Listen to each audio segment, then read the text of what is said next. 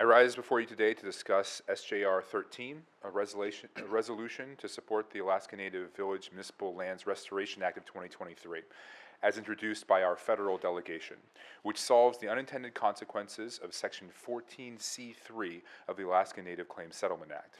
This section was enacted to reserve lands from future municipalities that otherwise would have gone to Alaska Native Village Corporations. Each had to turn over some of their lands that were apportioned in the passage of ANCSA to the state to be held in trust.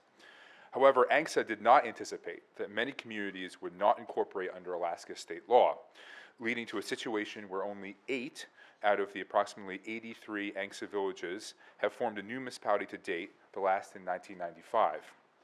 The state has been holding these lands for decades, with no expectation for the lands to be turned back to the villages. Today, the state holds approximately 11,500 acres of land in this manner, which limits access and opportunity for housing and other development. This is typically the best land in the area, meaning housing in many communities must be built far away from the community center. An example is Chiniga. A village on Prince William Sound, Chiniga faced unparalleled devastation during the 1964 earthquake, something I learned about while growing up in Cordova. In the aftermath, the people of Chiniga were relocated to nearby communities.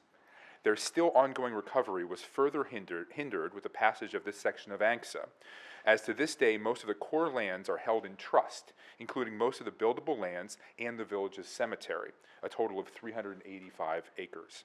By supporting this resolution, we contribute to the restoration of control over these lands, enabling Chiniga and other villages to forge a path towards sustainable development and local control.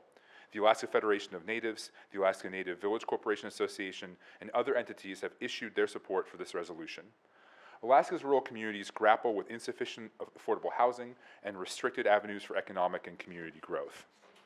Supporting our delegation's proposed change to Section 14C3 is a step that we, as a legislature, can take to provide a long-awaited solution.